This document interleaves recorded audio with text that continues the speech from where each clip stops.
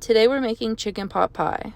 I started off by adding butter, garlic, onion, and celery in a pan. Once that was melted down, I added in my salt, my chicken broth, a bunch of thyme, and black pepper. Then I slowly added in some flour and I whisked that till there are no more clumps. I added in milk. I added in some of the chicken fat that I had left over from making the chicken broth.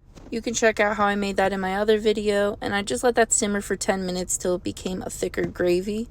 Next, I got out my dough that I made. One was pulled from the freezer and one I made earlier today and let it sit chilled in the fridge. And I'm just going to roll that out and get that ready to put in my pan so that I can put my chicken pot pie filling in the middle.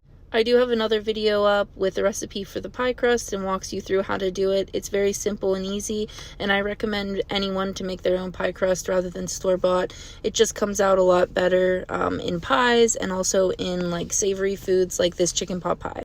In a mixing bowl, I got my filling ready. I have my chicken that was left over from making the chicken stock.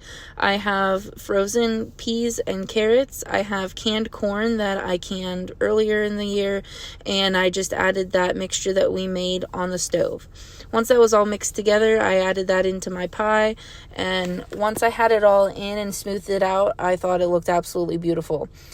I got to rolling out the top crust, so once that was all rolled out, I did end up popping that on the top, and then I just crimped around the edges just to seal that pie up so that it didn't leak.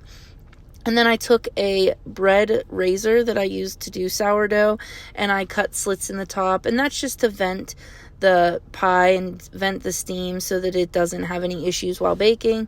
And then I brushed that with egg wash, and it was ready to go in the oven. I baked this at 425 for 35 to 38 minutes, and it came out beautifully.